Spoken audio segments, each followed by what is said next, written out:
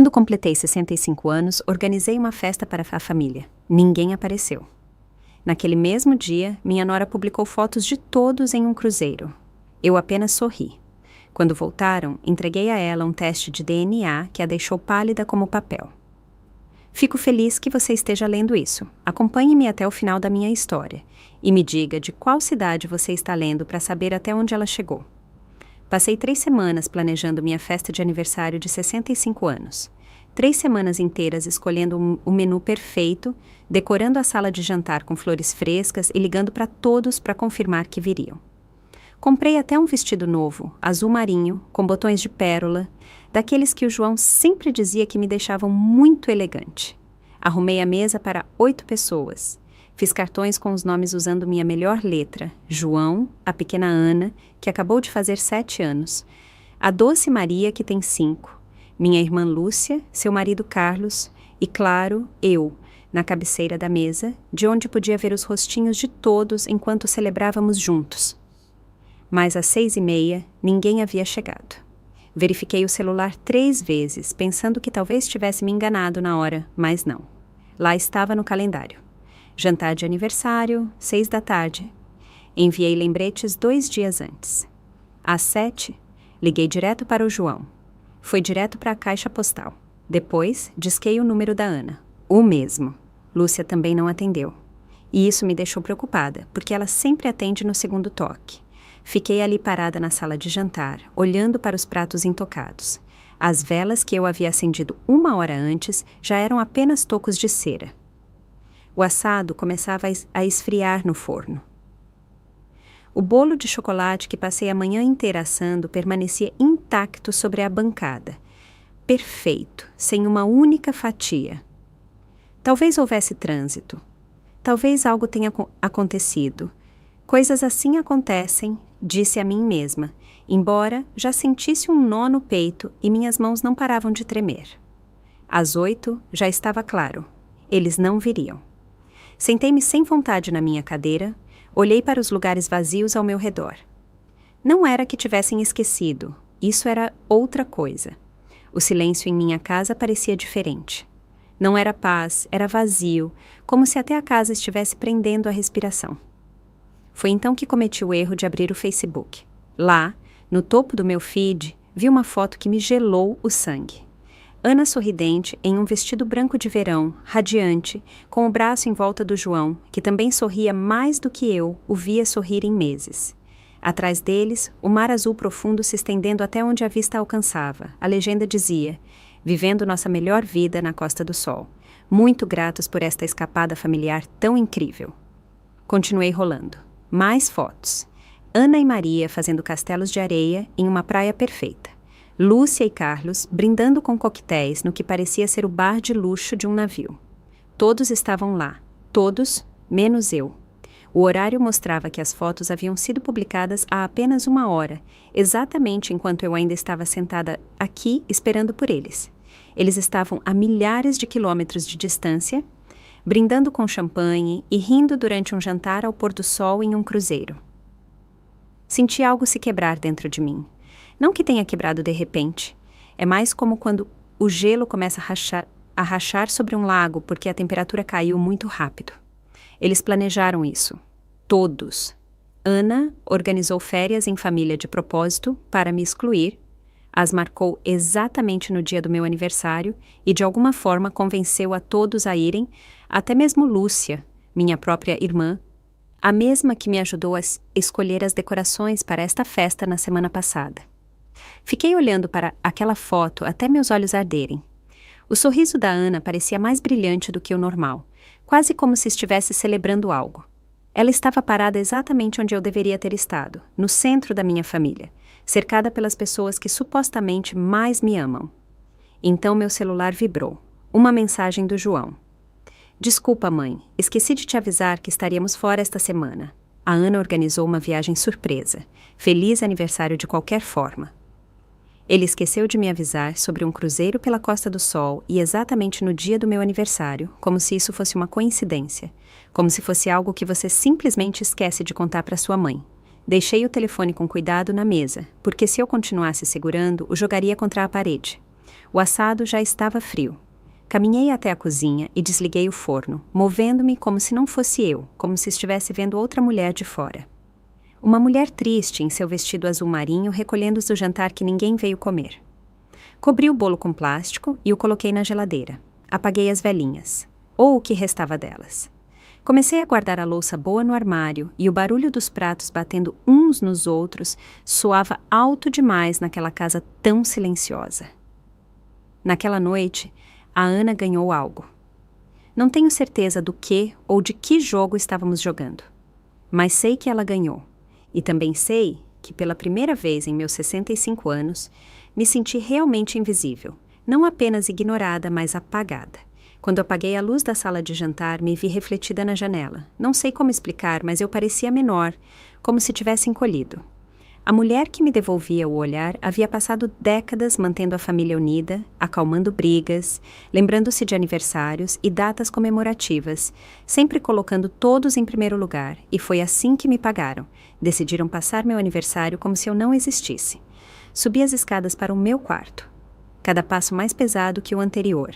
Amanhã seria a hora de ouvir as consequências, as desculpas fingidas, as justificativas de que ninguém se comunicou bem, a voz doce da Ana dizendo que a viagem havia sido reservada há meses e que não podia ser mudada.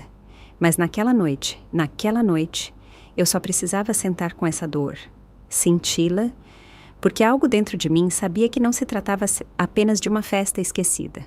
Era algo maior, algo muito mais intencional do que eu havia querido perceber. Não dormi. Fiquei na cama, olhando para o teto, enquanto minha cabeça repassava cada reunião familiar dos últimos 5 anos. Aquele aniversário não foi apenas esquecido, foi sabotado, e quanto mais eu pensava, mais lembranças vinham, e cada uma mais feia. Como aquela vez, no aniversário de 4 anos da Ana, fiquei tão emocionada de vê-la soprar as velhinhas, mas quando cheguei ao local, a Ana me abriu a porta com aquele sorriso hipócrita que ela já sabe de cor. Ah, dona Loreta, o João não te avisou? Tivemos que mudar a festa para amanhã. Surgiu uma emergência, mas eu podia ouvir as crianças rindo lá dentro. Vi os balões pela janela. Mais tarde, liguei para o João. Ele parecia realmente confuso. Amanhã não, mãe. A festa é hoje. A Ana deve ter se confundido com a data. No primeiro dia do jardim de infância da Maria, perguntei a Ana 3 vezes a que horas a levariam para poder estar lá com minha câmera. Ah, vai ser bem cedo, ela disse. Tipo, 7 da manhã, provavelmente muito cedo para você. Mas, de qualquer forma, fui cedo. Quando cheguei, a professora me disse que a Maria havia chegado no horário de sempre, às 8h30. Perdi sua entrada na sala. Perdi aquele aceno nervoso que ela fez para o João com a mãozinha.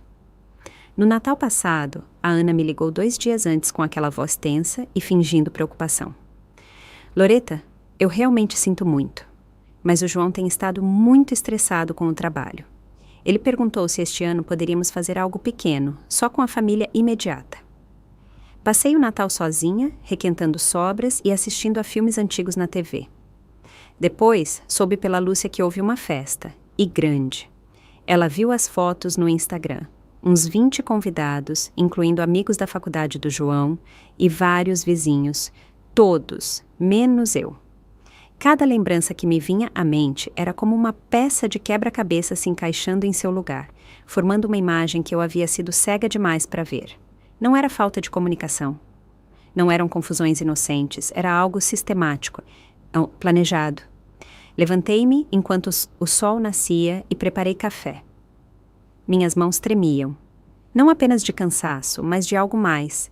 Uma sensação feia, como se algo ruim estivesse prestes a ser revelado. Peguei meu celular e comecei a revisar as publicações da Ana do último ano, mas desta vez as vi com outros olhos. Lá estava ela, na peça escolar da Ana, sentada na primeira fila ao lado do João. Eu perguntei sobre aquela peça e ela me disse que havia sido cancelada por um surto de gripe. Lá estava ela também no recital de dança da Maria. Eu perguntei sobre isso também. Segundo ela, era apenas um ensaio, nada especial. Foto após foto de momentos familiares dos quais eu havia sido excluída, cada uma com legendas como momentos que vamos guardar para sempre. Ou abençoada por esta linda família. O que mais doía era o quão natural tudo parecia. A Ana abraçando o João, As crianças aninhadas perto dos pais, todos com aqueles sorrisos de está tudo bem assim, como se estivessem completos sem mim. Deixei o telefone na mesa e me aproximei da janela da cozinha. Fiquei olhando para o jardim que eu mesma plantei quando o João era criança. Ele costumava me ajudar a tirar as ervas daninhas daqueles canteiros. Suas mãozinhas pequenas cuidavam com tanto carinho dos caules das flores. Quando eu o perdi? Quando deixei de ser importante para a felicidade dele? E a resposta veio de repente quando a Ana entrou em nossas vidas. Antes dela, o João me ligava 2 vezes por semana. Jantávamos aos domingos sem falta. Ele me pedia conselhos sobre o trabalho. Ele me contava sobre o seu dia. Era meu filho, mas também meu amigo. Era minha conexão com um futuro que eu havia ajudado a formar. Mas a Ana foi mudando tudo aos poucos, tão sutilmente que não percebi até que já era tarde. Primeiro, os jantares de domingo passaram a ser 1 vez por mês. A Ana tem planejado jantares mais elaborados. O João me disse uma vez. Ela adora me ter só para ela nos fins de semana. Depois, as ligações se reduziram a saudações obrigatórias em feriados. Desculpa, mãe, o João me dizia. Não posso falar muito. A Ana nos deixou com uma agenda super apertada hoje. A Ana nunca disse nada diretamente contra mim. Isso teria sido muito óbvio, muito fácil de desmentir. Não. Ela se movia nas entrelinhas, nos silêncios depois de cada sugestão. Sua mãe parece cansada ultimamente. Talvez não devêssemos deixar as crianças com ela neste fim de semana. Ontem vi sua mãe no supermercado. Notei que ela estava meio confusa. Você acha que ela está bem morando sozinha? Tudo era carregado de uma sutileza que doía mais do que se ela tivesse gritado na minha cara. Pouco a pouco, ela foi me pintando como um fardo, uma preocupação, alguém que precisa ser gerenciado, não incluído. Lembrei-me de como ela me abraçava nas reuniões familiares, sempre um pouco demais, um segundo muito longo. Sua mão esfregando minhas costas como se eu fosse uma tia velhinha e frágil que precisa de consolo. Não uma parte igual da família, de como ela me interrompia quando eu conversava com as crianças, distraindo-os de propósito. A vovó Loreta já teve um dia longo. Amores, por que vocês não mostram para o papai o brinquedo novo de vocês? E o João, meu filho lindo, nobre, acreditou em tudo, nunca questionou. Ele começou a me ver com aqueles mesmos olhos da Ana, com carinho, sim, mas misturado com pena. Como se eu fosse uma relíquia apreciada, mas cada vez mais irrelevante. O telefone tocou e me tirou dos meus pensamentos. O nome do João apareceu na tela. Oi, mãe. Sua voz era alegre, relaxada, de uma forma que apertou meu peito. Só queria ligar para te desejar feliz aniversário atrasado. Sentimos muito não ter estado lá, mas esta viagem foi incrível. A Ana se superou no planejamento. Apertei o telefone com força. Sim, vi as fotos. Ah, que bom! A Ana tem postado de tudo. As crianças estão se divertindo muito. A Ana aprendeu a fazer snorkel ontem e a Maria fez amizade com uma menininha de Salvador. Você teria adorado vê-los. Verdade? Sim, eu teria adorado se alguém tivesse me convidado. Foi uma viagem de última hora, não foi? Eu disse com cuidado. Eu sei, né? A Ana encontrou uma oferta ótima e não tinha como dizer não. Você sabe como ela é. Super espontânea. Por isso a amo tanto. Espontânea. Assim ele chamava o que claramente foi uma reserva planejada para coincidir com o meu aniversário. João, comecei, mas parei. O que eu deveria dizer a ele? Que a esposa dele o manipulava? Que ela me estava apagando da vida dele há anos? Ele pensaria que eu estava com ciúmes, amargurada, incapaz de aceitar que ele já cresceu, que tem sua própria família. Talvez eu fosse tudo isso, mas também tinha razão. Você está bem, mãe? Você está falando estranho. Fechei os olhos. Senti o peso de todos aqueles momentos perdidos, de todas aquelas vezes que eu havia sido apagada da minha própria história. Estou bem, filho, só cansada. Bom, então descanse. Voltamos na próxima semana e prometo que planejaremos algo especial para te compensar pelo aniversário. Outra promessa do João, outra que a Ana saberia como quebrar. Quando desligamos, fiquei sentada na cozinha por um bom tempo, vendo a luz mudar enquanto a manhã virava tarde. Pensei nos anos que viriam, mais aniversários sozinha, mais conquistas dos netos que não veria, mais fotos de família onde minha ausência seria tão total que pareceria que eu nunca existi. Pela primeira vez desde que meu marido morreu há 8 anos, me senti verdadeiramente órfã. Desta vez não era pela morte, era por algo talvez pior, um apagamento lento, calculado e de propósito do meu lugar na única família que me restava. Mas enquanto a raiva subia no meu peito, quente e vibrante, também senti outra coisa. Eu não ia desaparecer sem fazer barulho. Se a Ana queria jogar, ela escolheu a pessoa errada. Eu criei o João quando o pai dele nos deixou. Trabalhei em 2 lugares para pagar a faculdade dele. Sacrifiquei meus próprios sonhos para que ele pudesse ter os dele. Eu conquistei meu lugar nesta família e não ia largá-lo sem lutar. Eu só tinha que entender contra o que ou contra quem eu estava realmente lutando. Era terça-feira de manhã, exatamente uma semana desde aquela festa de aniversário vazia. Eu estava de roupão, tomando minha segunda xícara de café, olhando para a pilha de cartões de agradecimento que havia comprado para uma celebração que nunca aconteceu, quando a campainha tocou. Levei um susto. Eu não esperava ninguém. E, sinceramente, visitas inesperadas eram raríssimas, com o nível de isolamento cuidadosamente administrado em que eu vivia. Olhei pelo olho mágico e vi um homem que não reconheci, 40 e poucos anos, cabelo escuro, rugas marcadas de preocupação nos olhos, bem vestido, mas desgrenhado, como se tivesse vindo de uma longa viagem. Ele tinha as mãos nos bolsos do casaco e virava de um lado para o outro, nervoso, como se ele mesmo não soubesse o que estava fazendo ali. Estava prestes a não abrir depois do cruzeiro. Eu não tinha cabeça para advogados, vendedores, muito menos para missionários. Mas algo em sua postura, em como ele parecia reunir coragem apenas para estar parado na minha porta, me deu curiosidade. "Posso ajudar?" perguntei de dentro. "Dona Silva", ele disse com voz baixa, hesitante. "Loreta Silva, a mãe do João." Meu peito apertou. "Como você sabe o nome do meu filho? Quem é você?" Ele ficou em silêncio por um momento e então soltou algo que me gelou o sangue. "Meu nome é Daniel Costa. Preciso falar com a senhora sobre a Ana." Abri a porta devagar, mas deixei a corrente. "O que há com a Ana?" De perto, Daniel Costa parecia ainda mais nervoso. Suas mãos tremiam e ele tinha olheiras profundas como se não tivesse dormido há dias. "Isso vai parecer muito louco, Dona Silva, mas acho que meu filho pode estar morando na casa do seu filho." Senti o peso da corrente entre meus dedos. "Como assim?" "Ana", ele disse. "A criança de 7 anos, cabelo castanho, com uma cicatriz no queixo, caiu da bicicleta quando tinha 4. O nome me atingiu como um soco. Ana tinha uma cicatriz no queixo.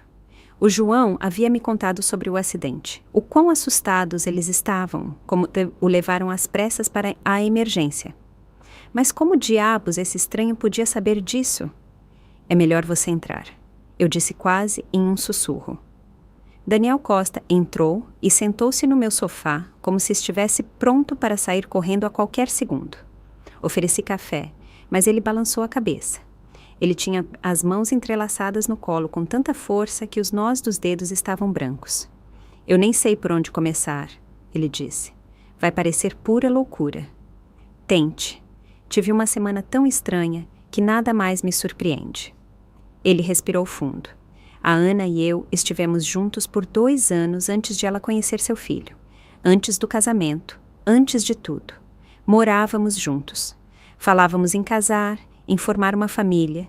E então ela engravidou. De repente, senti minha xícara de café como se pesasse 1 tonelada.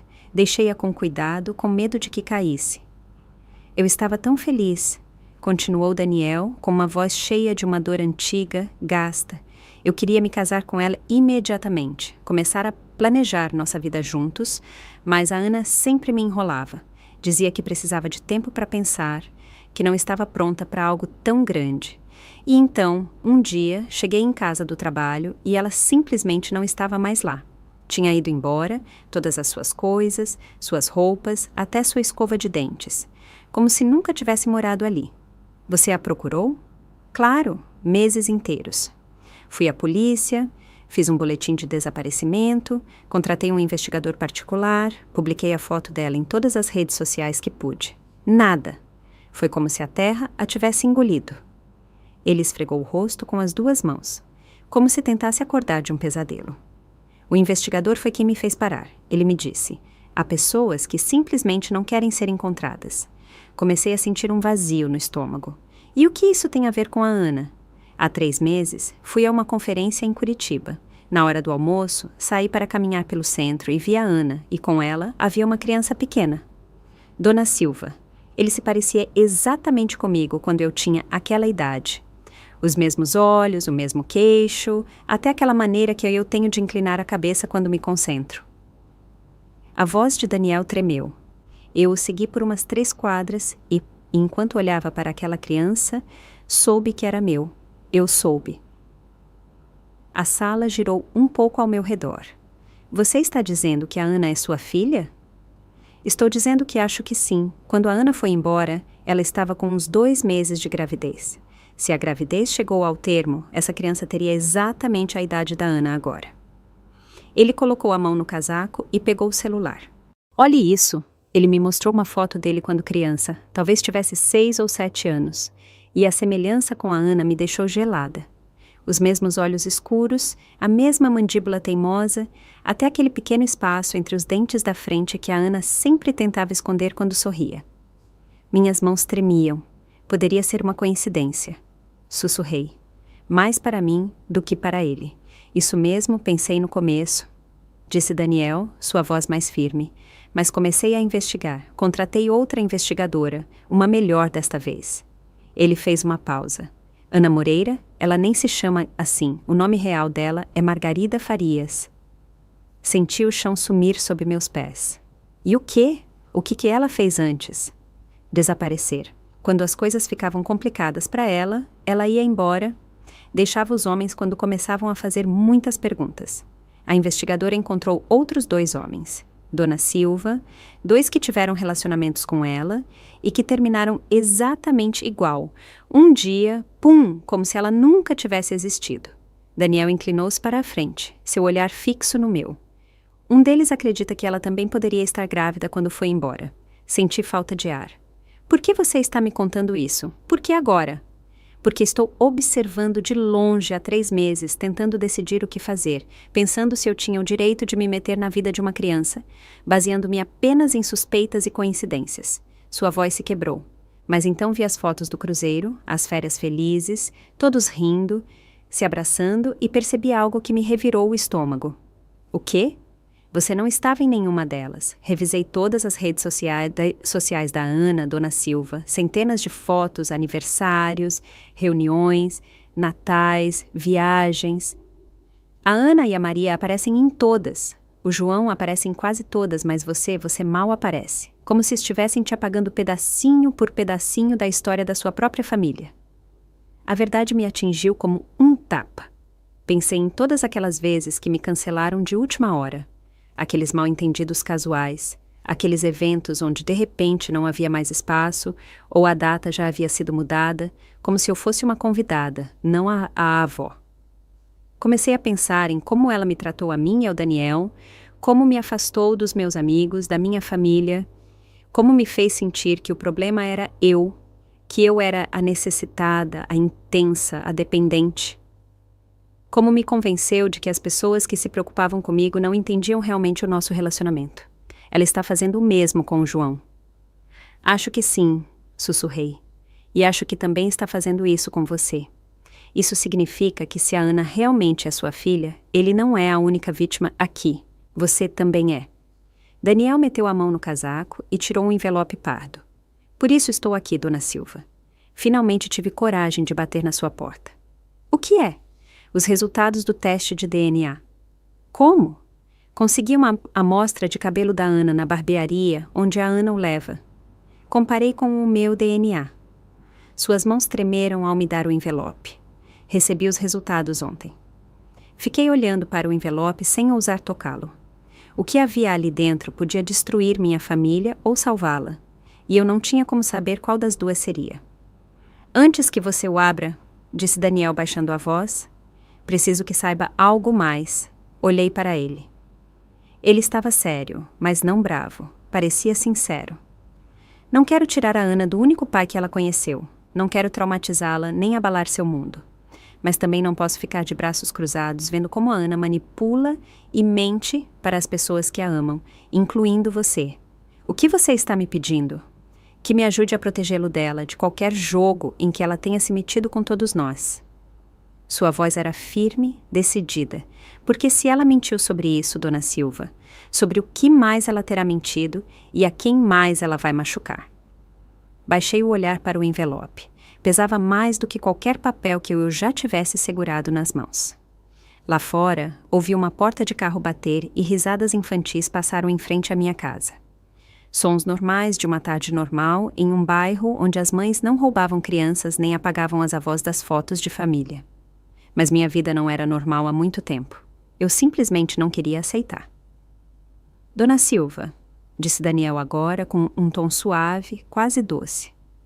A senhora está pronta para saber a verdade?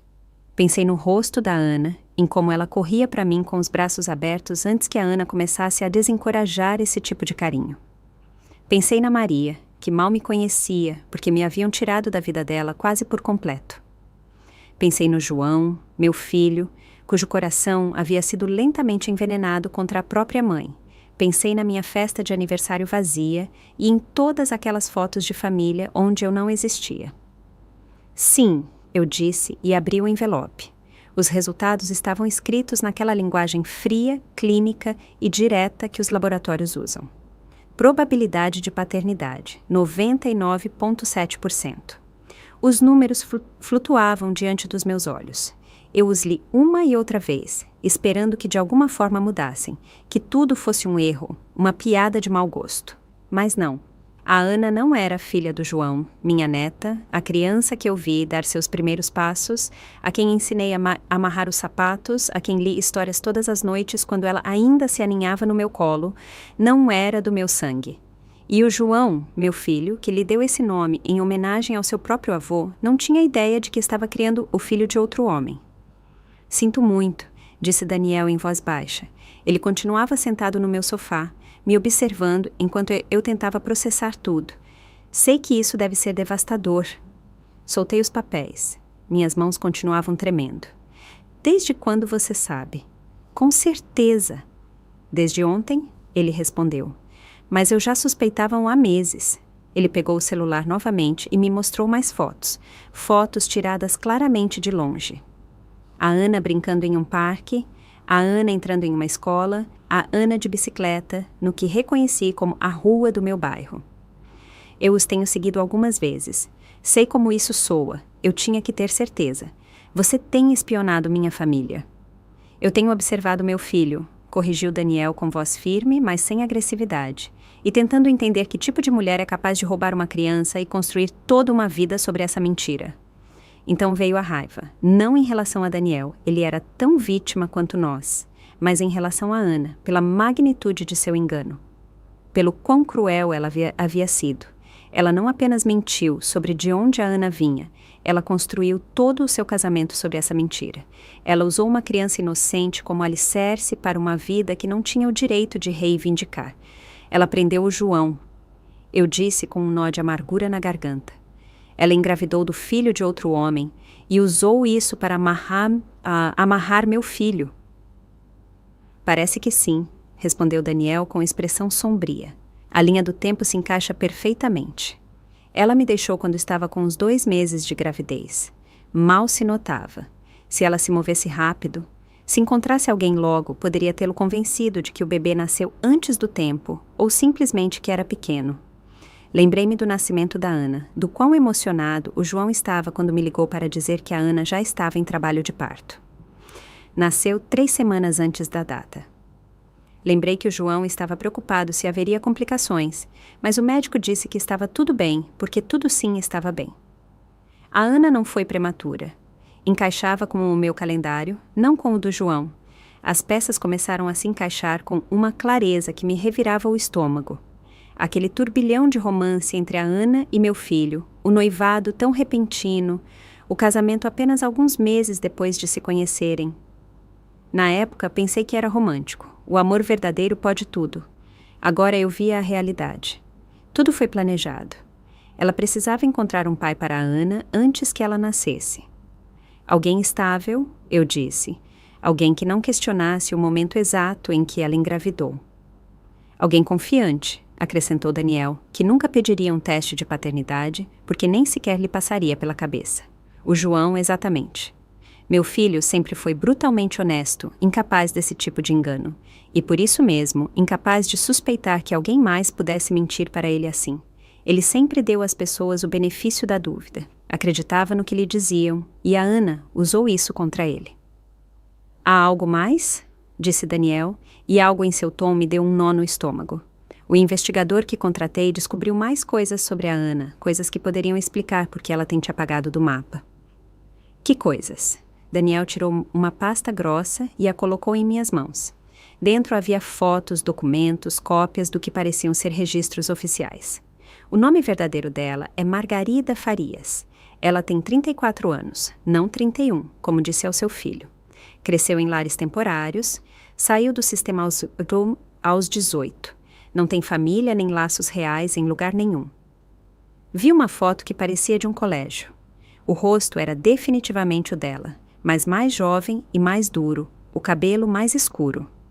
E nos olhos havia algo que eu jamais havia visto na mulher que se casou com meu filho. Fome, um desespero que me dava arrepios. Ela se casou antes, continuou Daniel, 2 vezes. Uma com um homem chamado Roberto Lima, em Minas Gerais, a outra com alguém de nome Tiago Pereira, no Rio Grande do Sul. Ambos os casamentos duraram menos de 2 anos e, em ambos os casos, ela recebeu pensão alimentícia bastante generosa. Ela já fez isso antes, sussurrei. O padrão era o mesmo. Cada vez que conhecia um homem com dinheiro ou estabilidade, ela se movia rápido, entrava na vida dele, o prendia e depois começava a isolá-lo. Primeiro dos amigos, depois da família e de qualquer pessoa que pudesse perceber seu engano ou começar a fazer perguntas incômodas. Pensei em como os amigos da faculdade do João haviam desaparecido da vida dele depois que ele se casou com a Ana, como ele foi se afastando dos colegas de trabalho, como quase não falava mais do que fazia, a não ser para dizer o quão estressante era, como se tornou cada vez mais dependente da Ana para tudo, sua vida social, seu apoio emocional, tudo. Ela o tem isolado, eu disse, sentindo um calafrio. E me apagou porque sou a maior ameaça ao controle dela. As mães veem coisas que outros não percebem. Fazemos perguntas, lembramos detalhes de antes de ela chegar. Daniel inclinou-se para mim com o rosto sério, os olhos intensos. Ela precisava tirá-la do jogo, Dona Silva. Não apenas afastá-la, ela tinha que apagá-la por completo. Por isso sabotou sua festa de aniversário. Por isso, eventos foram perdidos, surgiram mal-entendidos, desculpas após desculpas.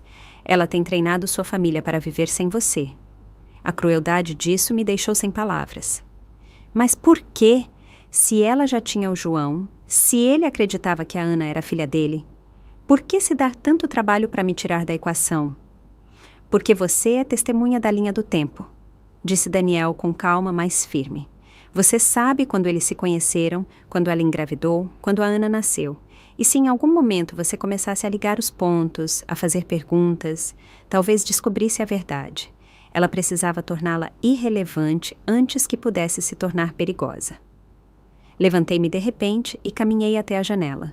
Dali podia ver a rua onde a Ana aprendeu a andar de bicicleta.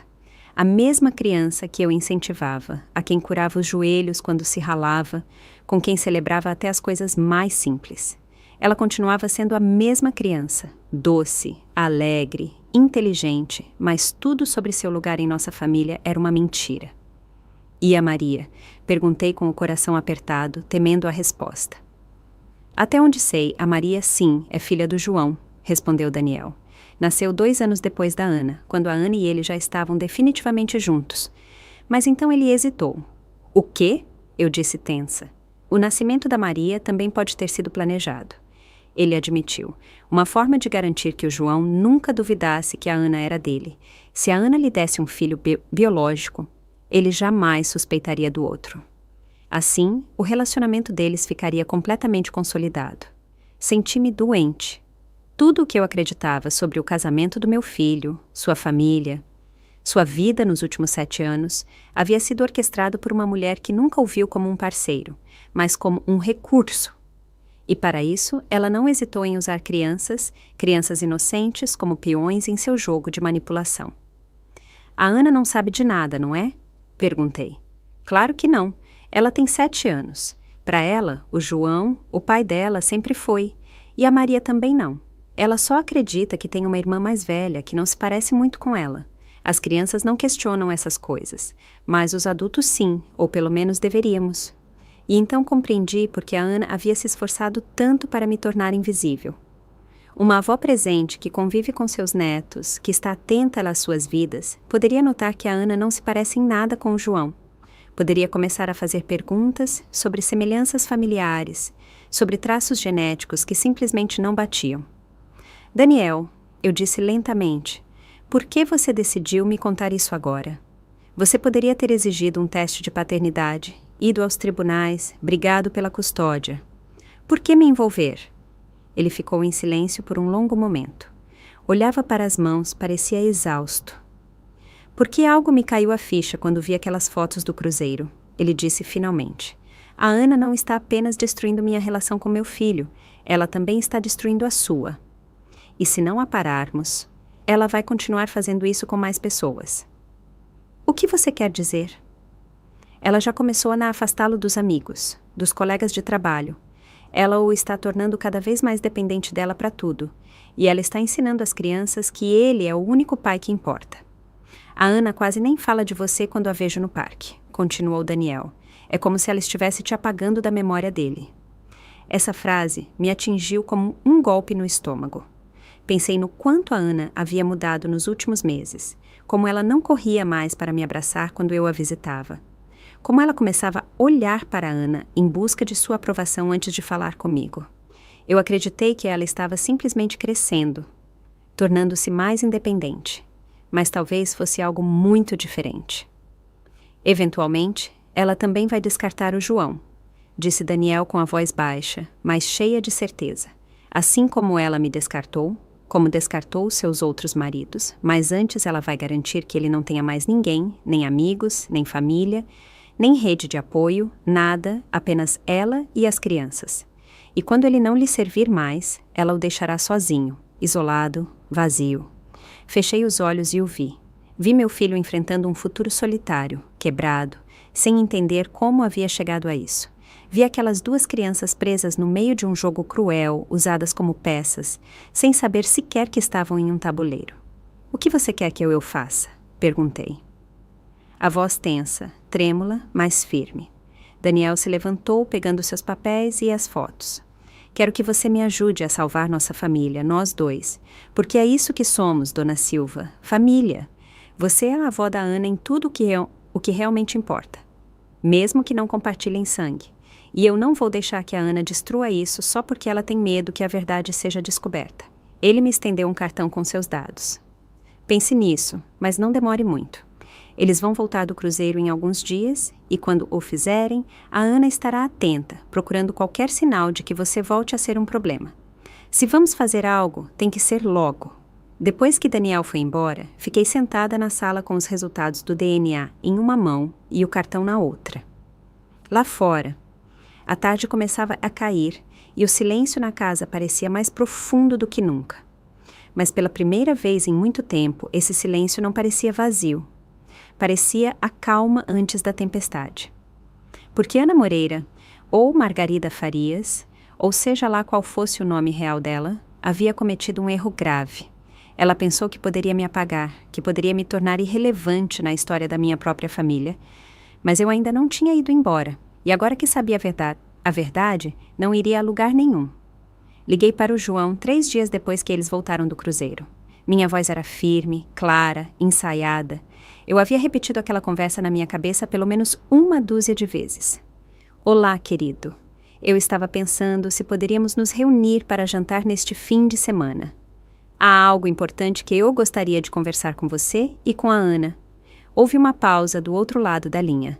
Está tudo bem, mãe? Você parece muito séria. Está tudo bem. Só acho que já é hora de termos uma conversa real sobre nós, sobre o futuro. Silêncio. Mais longo. Desta vez, ouvi a voz da Ana ao fundo, embora não pudesse entender o que ela dizia. Quando o João voltou à linha, sua voz soava diferente, mais cautelosa. A Ana quer saber que tipo de conversa você está falando, o João me disse ao telefone. Ela está preocupada que você esteja chateada com o cruzeiro. Claro que ela estava preocupada. Os instintos da Ana eram aguçados. Ela certamente podia perceber que algo havia mudado, mesmo por telefone. Diga a ela que não estou chateada com nada, respondi com calma. Só acho que é importante que as famílias conversem com honestidade, não acha? Sábado à noite parece bom? Perfeito, eu cozinho. Deixa eu perguntar para a Ana e te confirmo. O fato de meu filho de 38 anos ter que pedir permissão à esposa para jantar com a própria mãe teria sido ridículo se não fosse tão doloroso, mas mantive o tom leve. Claro, meu amor, me avisa. Ele me ligou 2 horas depois. Sábado está bom às 6. Perfeito. Ficarei muito feliz em vê-los todos. Isso foi na quinta-feira. Passei a sexta-feira me preparando para o que eu sabia que seria a conversa mais importante da minha vida. Daniel e eu nos vimos mais 2 vezes desde aquela primeira visita. Planejamos com muito cuidado como iríamos dizer a verdade, de uma forma que protegesse a Ana, mas que também deixasse claro o engano da Ana. Os resultados do DNA estavam guardados em uma pasta parda sobre a bancada da cozinha, junto com as cópias de todos os documentos que o investigador de Daniel havia encontrado. O nome verdadeiro de Margarida Farias, seus casamentos anteriores, a linha do tempo que demonstrava que a Ana não podia ser filha biológica do João, tudo o que precisávamos para desmantelar a rede de mentiras que a Ana havia tecido.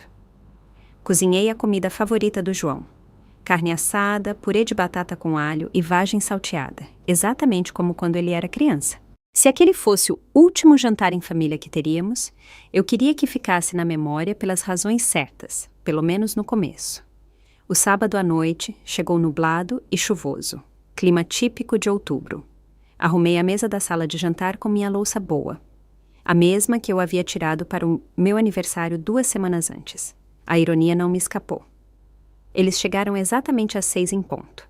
A Ana usava um vestido creme solto que a fazia parecer mais jovem, mais inocente. O cabelo perfeitamente penteado, a maquiagem impecável. Ela parecia a imagem de uma esposa e mãe devota, daquelas que ninguém imaginaria capazes de mentir ou manipular. A Ana foi a primeira a entrar, cheia de energia e com aquele sorriso de criança que ainda derretia meu coração. Vovó Loreta, aprendi a nadar no cruzeiro. Quer ver como eu nado de cachorrinho? Meu coração se apertou. Eu a abracei forte, sabendo que o que estava prestes a acontecer mudaria a vida dela para sempre. Talvez depois do jantar, meu amor, vá lavar as mãos. Sim. A Maria entrou atrás dela, mais quietinha, abraçando uma boneca de pano com o cabelo emaranhado. Ela tinha 5 anos e, ao contrário de sua irmã, era mais reservada, mais distante comigo desde que a Ana havia começado a desencorajá-la de ter carinho por mim. Ainda assim, ela me deixou beijar sua testa antes de ir atrás da Ana para o banheiro.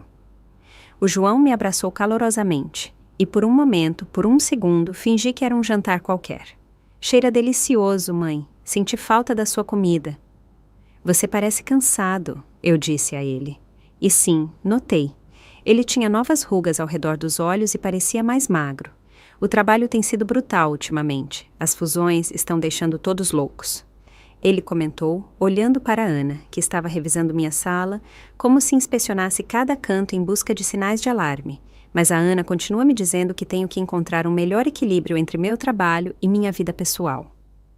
O estresse é péssimo para a saúde, ela interveio, aparecendo ao nosso lado com seu típico sorriso ensaiado. Eu sempre digo ao João que ele deveria pensar em se aposentar cedo. Poderíamos viajar mais, passar mais tempo com as crianças. A aposentadoria antecipada aos 38 anos. Outra forma de fazê-lo dependerá apenas dela. Afastá-lo de sua carreira, de sua independência, de sua renda. Sorri com cortesia. Que bom que você está pensando no futuro. Justamente isso tem muito a ver com o que quero conversar esta noite. Durante o jantar, mantive a conversa leve. As crianças falavam emocionadas de suas aventuras no cruzeiro e a Ana se mostrava como a mãe perfeita. Ela cortava a carne da Ana com ternura e lembrava a Maria que usasse o guardanapo. Ela era boa nesse papel, calorosa, atenciosa, totalmente crível. Mas desta vez, notei coisas que antes me haviam escapado. Como ela me interrompeu exatamente quando a Ana começou a contar que sentiu minha falta durante a viagem. Como desviou a atenção da Maria quando ela perguntou por que eu não havia ido com eles. Como controlava cada interação com sutileza, gerenciando não apenas a conversa, mas também o carinho que as crianças expressavam. Quando as crianças terminaram de jantar, propus que brincassem um pouco na sala enquanto os adultos conversavam. A Ana reagiu imediatamente. Ah, acho que já deveríamos ir logo. Amanhã tem aula e tentamos manter a rotina deles. Isso não vai demorar muito, eu disse com firmeza. E acho que o que tenho a dizer pode afetar bastante essa rotina. Vi algo passar pelo rosto da Ana. Foi apenas um instante, mas notei. Medo. Quando as crianças já estavam no outro quarto, entretidas com seus brinquedos, voltei para a sala de jantar onde o João e a Ana me esperavam. A pasta parda estava sobre a mesa, ao lado da minha xícara de café, como uma pistola carregada. Então, disse o João, pegando a mão da Ana, do que você queria falar? Respirei fundo, sentindo todo o peso do momento. Quero falar sobre a verdade, sobre a família, sobre a importância de saber quem somos de verdade. O sorriso da Ana se tensionou, quase imperceptível. Isso soa muito filosófico para uma conversa de sobremesa. Ela disse com voz suave. Você acha? Para mim não parece. Peguei a pasta. Ambos ficaram tensos instantaneamente. Ultimamente, aprendi algumas coisas interessantes sobre a história familiar, sobre genética, sobre a importância dos registros médicos e da informação real. Mãe, disse o João devagar, o que tem nessa pasta? A verdade. Abri a pasta e tirei os resultados do DNA, colocando os sobre a mesa na frente deles. Este é um teste de paternidade da Ana. O silêncio que se seguiu foi tão pesado que parecia que o ar havia parado. O João olhava para os papéis como se fossem explodir. A Ana ficou completamente imóvel, o rosto congelado, sem mostrar nenhuma emoção. Um teste de paternidade, murmurou o João, quase em um sussurro. Por que você faria algo assim? Como você conseguiu? O teste mostra que você não é o pai biológico da Ana, respondi com suavidade. O resultado indica 99,7% de probabilidade de que outro homem seja o pai dela, um homem chamado Daniel Costa. A Ana se levantou de repente. Sua cadeira arrastou com força contra o chão. Isso é loucura, Loreta. Não sei que tipo de jogo doentio você está jogando, mas... Sente-se, Margarida. Eu a interrompi. O nome real a atingiu como um tapa. Ela deu um passo para trás, cambaleando, e ficou pálida. O João nos olhava sem entender, com uma mistura de confusão e um horror crescente nos olhos. Margarida? Mãe, o que está acontecendo? Peguei o relatório do investigador, os certificados de casamento, os documentos com a linha do tempo. O nome verdadeiro da Ana é Margarida Farias. Ela se casou 2 vezes antes e tem um histórico claro de mentir sobre seu passado e sua identidade. Ela teve um relacionamento com Daniel Costa antes de conhecê-lo e o abandonou quando estava grávida. Depois, veio procurar alguém que criasse seu filho como se fosse dele. Isso não é verdade, disse a Ana com voz firme, mas sem a segurança de sempre. Mas agora sua voz já não soava segura, tremia. João, não a escute, disse a Ana. É evidente que sua mãe está passando por algum tipo de crise emocional. A Ana nasceu 7 meses depois que vocês se conheceram, continuei, sem me deixar frear. Você pensou que ela havia nascido prematura, mas não foi assim. Nasceu exatamente na data que se encaixa com o relacionamento que a Ana tinha com Daniel. O João pegou os papéis do DNA com as mãos trêmulas. Eu não tirava os olhos dele, observando como a cor sumia do seu rosto enquanto ele assimilava o que estava lendo. Isso não pode ser, sussurrou. Daniel Costa tem procurado seu filho há 7 anos, eu disse. Ele o encontrou há 3 meses e tem os observado de longe, tentando decidir o que fazer. Ele me procurou porque reconheceu em você o mesmo que viveu com a Ana, o mesmo padrão de isolamento que ela usou com ele. A Ana começou a recuar em direção à porta. Sua fachada perfeita já estava em pedaços. João, por favor, não deixe que ela te envenene contra mim. Pense em nossa vida juntos, em nossa família. Nossa família, respondeu o João com voz áspera e quebrada. A família que está construída sobre uma mentira? Nosso filho, que nem sequer é nosso filho? Ele é seu filho, replicou a Ana desesperada, em tudo o que importa. Se é seu filho, você o criou, você o ama. Mas tudo foi uma mentira, gritou o João, batendo na mesa com força. Os pratos sacudiram com o impacto. Da sala ouvia-se as risadas das crianças. A Ana e a Maria brincavam sem saber que seu mundo estava desmoronando no quarto ao lado. "Há mais?" Eu disse baixinho, tirando mais documentos da pasta. Isso ela já havia feito antes. Casava-se rápido, afastava os homens de suas famílias e depois ia embora quando não lhe serviam mais. Você não é a primeira vítima dela, João. Apenas o que teve mais sucesso. O João continuava olhando para os papéis. Sua respiração era entrecortada, agitada. "O cruzeiro", ele disse de repente, como se acabasse de entender tudo. "Seu aniversário não foi uma coincidência, não é?" A Ana não respondeu, mas não era preciso. Aquele silêncio foi suficiente. "Você planejou tudo. Você garantiu que minha mãe estivesse sozinha naquele dia, enquanto nós estávamos nos divertindo sem ela. Eu queria proteger nossa família", murmurou a Ana. "Proteger-nos de quê?" respondeu o João ferido. "Da minha mãe, da mulher que me criou, que me amou a vida toda, que jamais machucaria ninguém? De alguém que eventualmente descobriria a verdade." Acrescentei com suavidade. Era disso que se tratava tudo isso, João. Dos pretextos para não vir, das mudanças de planos de última hora, da distância com seus amigos e sua família. A Ana precisava isolá-lo completamente antes que você começasse a fazer perguntas que ela não podia responder. O João virou-se para a esposa, para a mulher que não era quem dizia ser, para a que havia construído toda a sua vida com ele sobre mentiras. "Algo disso foi real?" perguntou com voz quebrada. "Alguma vez você me amou ou eu fui apenas conveniente?" Pela primeira vez, desde que a conhecíamos, a Ana não tinha resposta. Não houve sorriso falso, nem frase bem pensada, nem saída elegante. Ela apenas ficou ali, completamente exposta, em silêncio. E esse silêncio disse tudo o que precisávamos saber. Da sala, ouvimos a voz da Ana gritar: "Papai, podemos comer sorvete?" O João fechou os olhos e viu uma lágrima escorrer pelo seu rosto. "O que eu vou dizer a eles?" sussurrou. "Já veremos como faremos." Eu disse, estendendo a mão por cima da mesa para pegar a dele. "Faremos juntos, como família." "Mas a Ana," ele disse com a voz quebrada. "A Ana continua sendo sua filha, João, em tudo o que importa. Ela é, e isso não muda. Mas ela também tem um pai biológico que a ama e quer estar na vida dela. E talvez, se gerenciarmos isso bem, até possa ser algo bom." A Ana se dirigiu à porta. "Margarida," eu a chamei. Ela parou, mas não se virou. "Daniel não vai desaparecer desta vez, e eu também não. Se você tentar fugir com as crianças, nós vamos encontrá-la. Se você tentar manipular a situação ou machucar qualquer um deles para se proteger, nós vamos impedi-la. Seu tempo de controlar esta família acabou." Ela foi embora sem dizer uma única palavra a mais, deixando para trás o som das crianças brincando e os pedaços quebrados de 7 anos de mentiras. Mas pela primeira vez em muito tempo não senti que estava perdendo minha família. Senti que finalmente a estava recuperando. 6 meses depois, eu estava na cozinha preparando o jantar de domingo quando ouvi a porta da frente se abrir, seguido pela voz alegre da Ana. "Vovó, trouxemos a sobremesa." "Meu amor," respondi sorrindo enquanto ouvia aqueles passinhos correndo pela casa.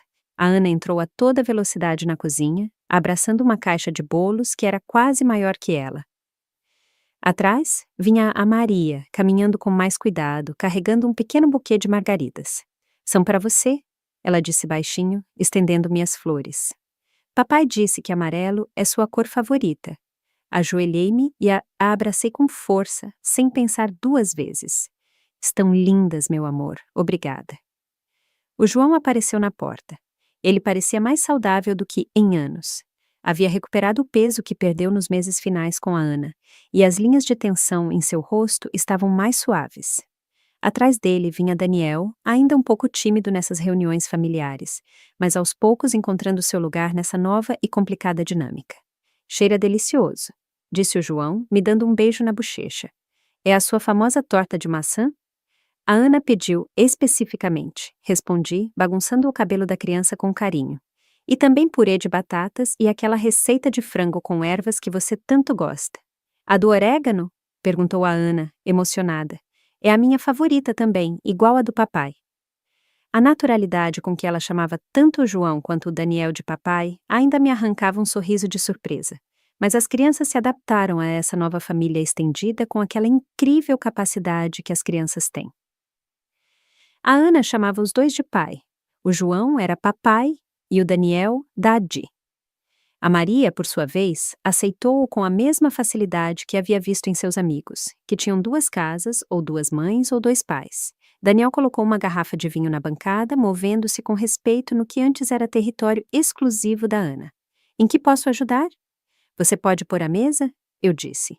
A louça boa está no armário da sala de jantar. Chegar até aqui levou meses. Meses de terapia familiar, conversas delicadas com as crianças e um processo legal que terminou com a Ana renunciando voluntariamente à custódia.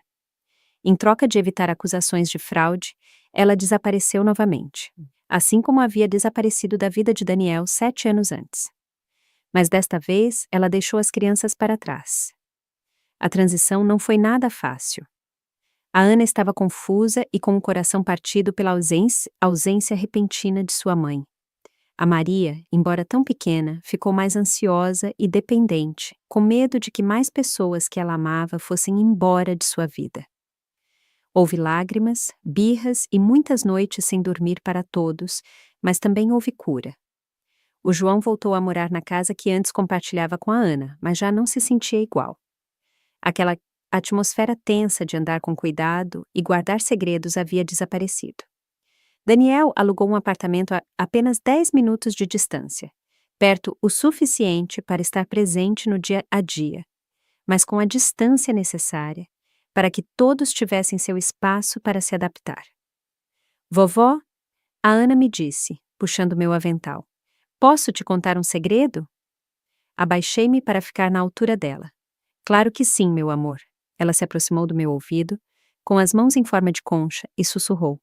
Fico feliz que você tenha encontrado o papai Dadi. Agora sou a criança com mais paz de toda a minha sala. Meu coração se encheu de amor por aquela criança tão forte, tão sensível, que havia transformado uma situação complicada em algo de que se orgulhar. Eu também fico feliz, meu céu, eu disse a ela. E também fico feliz que a mamãe Ana não esteja mais aqui. Ela acrescentou baixinho. Ela sempre estava brava com alguma coisa. Partiu meu coração que uma criança de 7 anos fosse tão consciente da tensão que se vivia em sua casa, mas também me confirmou que fizemos o certo. As crianças sempre sabem mais do que a gente pensa, e embora não pudesse dar um nome, a Ana sim havia sentido as manipulações de sua mãe. Durante o jantar, a conversa fluiu naturalmente entre os adultos enquanto as crianças falavam emocionadas da escola e de seus amigos. Daniel nos contou sobre o último jogo de futebol da Ana, onde ela marcou seu primeiro gol. O João compartilhou o quão feliz a Maria estava com suas novas aulas de dança. Conversávamos como a família que agora éramos. Talvez não uma família convencional, mas sim real, muito mais real do que a versão bonita, mas falsa que a Ana havia tentado construir. Ontem meu advogado me ligou, disse o João, enquanto recolhíamos os pratos. O divórcio finalmente se tornou oficial. E como você se sente com isso? Perguntei. Ele ficou em silêncio por um momento, vendo a Ana ajudar Daniel a colocar os pratos na lava-louças. Aliviado, acima de tudo, e grato por tudo ter terminado sem mais danos para as crianças. Algum arrependimento? Perguntei sobre ter terminado o casamento. Não, por isso não. Mas me pesa não ter percebido a verdade antes. Ele respondeu encolhendo os ombros. Quanto tempo perdemos? Quanta dor você causou a você, especialmente a você. Apertei o ombro dele com carinho. Você não pode se culpar por ter confiado em alguém que amava. Isso não é um erro, João. Isso é ser humano. Daniel se juntou a nós na bancada da cozinha, secando as mãos com um pano. Vocês souberam de algo dela? Perguntou. Nada, respondeu o João. O advogado dela disse que ela não quer nenhum tipo de contato com as crianças, nem visitas, nem ligações, nem cartas, nada. Acho que é o melhor, eu disse. Embora ainda me custe entender como uma mãe pode ir embora assim sem olhar para trás, mas pelo menos assim as crianças podem se curar tranquilas, sem esperar que ela volte para bagunçar a vida delas novamente. Mais tarde, quando as crianças dormiram assistindo a um filme na sala, nós três nos sentamos à mesa da cozinha com café e um pouco de bolo que sobrou. Esses momentos haviam se tornado meus favoritos. Conversas tranquilas no final do dia, planejando o futuro, falando sobre os desafios de criar crianças em uma situação tão incomum. Eu tenho pensado em algo, disse Daniel, colocando açúcar no café, sobre o sobrenome da Ana. O João levantou e ia olhar imediatamente. E o que tem? Perguntou o João. A Ana tem sido Silva a vida toda. Esse é o nome dela, a história dela, os papéis dela na escola, tudo. Não quero tirar isso dela, mas sim tenho pensado. Daniel hesitou por um momento, mas depois continuou. Você se importaria se eu adicionasse meu sobrenome oficialmente? Ou seja, se eu me registrasse como Daniel Silva Costa para que a Ana e eu compartilhemos parte do sobrenome. Mas assim ela continuaria sendo Silva, continuaria ligada a você, a sua história, a sua família. Esse gesto foi tão pensado, tão cuidadoso, que me tocou o coração, me deu vontade de chorar. O João o olhou com surpresa. Você faria isso? Quero que a Ana saiba que uma família pode ser complicada sem estar quebrada, disse Daniel.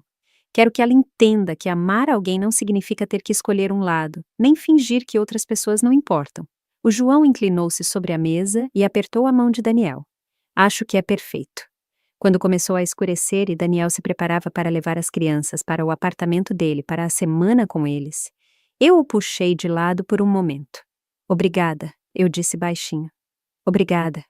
Por quê? Por salvar minha família, por ter a coragem de me dizer a verdade, quando teria sido mais fácil desaparecer novamente. Daniel ficou olhando para Ana, que naquele momento guardava seu bichinho de pelúcia e sua mochila favorita. Sabe o que eu entendi naquele dia em que bati na sua porta? Que eu não estava apenas perdendo meu filho, você também estava perdendo sua família. A Ana estava nos afastando aos poucos, mas nós a paramos. Você e eu conseguimos. E pela primeira vez, desde que o conheci, seu sorriso chegou aos olhos. E veja o que construímos em troca. Virei-me para olhar minha casa, os desenhos das crianças colados na geladeira, o suéter rosa da Maria esquecido em uma cadeira, as fotos de família onde Daniel já aparecia, refletindo essa nova realidade. Não era a família que eu havia imaginado quando o João se casou, mas era 1000 vezes melhor do que a obra falsa que a Ana havia montado. Quando todos foram embora, fiquei sentada na sala com uma xícara de chá nas mãos, pensando em tudo o que havia mudado desde aquele aniversário tão doloroso 6 meses atrás. A casa que parecia uma tumba agora vibrava com vida. As risadas das crianças, as perguntas de Daniel sobre nossas tradições, as conversas tranquilas sobre o que viria. Meu celular vibrou com uma mensagem de texto. Era do João. Obrigado pelo jantar, mãe. As crianças perguntam se podemos fazer isso todos os domingos. Eu disse a elas que era decisão da vovó. Respondi. Todos os domingos parece perfeito. É isso que as famílias fazem. A resposta chegou em segundos. Sim, é isso que as famílias realmente fazem. Deixei o telefone sobre a mesa e vi a foto emoldurada ao lado do meu sofá. Era da viagem ao zoológico no mês passado. Os 5 juntos em frente à área dos elefantes. A Ana estava nos ombros de Daniel. A Maria me segurava firmemente pela mão e o João estava entre os dois com um braço me envolvendo e o outro envolvendo Daniel. E ele sorria como alguém que acabara de se lembrar o que era ser feliz. E sim, naquela foto nos víamos exatamente como éramos. Uma família que se quebrou, mas que soube se reconstruir a partir do amor, mais forte, mais honesta, nada tradicional, mas muito real, não perfeita, mas verdadeira. A casa foi ficando em silêncio enquanto a noite caía, mas já não se sentia vazia. Sentia-se cheia de possibilidades, cheia do amor que a Ana tentou destruir com tanto esforço, mas que nunca conseguiu apagar. Eu pensei que meu aniversário de 65 anos havia sido o fim da minha história com esta família, mas não. Foi o começo de um novo capítulo, onde o amor não é condicionado, onde a verdade pesa mais que as aparências, e onde ser avó significa proteger seus netos de qualquer um que os use para fazer mal, mesmo que essa pessoa seja a própria mãe deles. Amanhã era segunda-feira, o que significava que a Ana tinha treino de futebol e a Maria sua aula de dança. Daniel buscaria a Ana e o João levaria a Maria. Depois, todos terminariam aqui em casa para fazer a lição de casa e jantar juntos. Era exatamente o tipo de rotina que a Ana teria querido controlar e manipular à sua vontade. Mas agora tudo fluía naturalmente. Nascia do carinho verdadeiro que temos uns pelos outros. Enquanto apagava as luzes e subia as escadas, pensei naquela mulher que tentou me apagar da vida da minha própria família. Quem sabe onde ela esteja agora? Provavelmente inventando outra identidade, contando uma nova história, buscando uma nova família que pudesse controlar como tentou fazer conosco. Mas o que ela deixou para trás? Isso ela nunca vai poder substituir, porque o que há aqui é amor. Amor de verdade entre pessoas que escolheram ficar, que decidiram lutar umas pelas outras em vez de se render, e isso não se finge. A Ana, sem querer, nos ensinou algo importante. Ela nos mostrou o que não queríamos ser e, graças a isso, todos pudemos crescer até nos tornarmos o que realmente estávamos destinados a ser. Por isso, e só por isso, talvez eu lhe deva uma espécie de gratidão torta, sim, mas gratidão afinal. Embora, sendo sincera, o que mais sinto por ela é pena. Porque ela teve uma família de verdade ao alcance da mão. Uma família imperfeita, sim, cheia de complicações, sim, mas autêntica. E ela a jogou fora por uma falsa sensação de controle. Sua perda, nosso ganho. E agora sim, depois de tantos meses me sentindo como um fantasma, em minha própria casa, finalmente me sinto em casa novamente. Agora tenho curiosidade por vocês, os que ouviram minha história até o final. Se vocês estivessem no meu lugar, o que teriam feito? Já passaram por algo parecido? Contem-me nos comentários. E enquanto isso, deixo na tela mais 2 histórias que são das favoritas do canal. Garanto que também vão surpreender vocês. Obrigada de coração por terem ficado até aqui.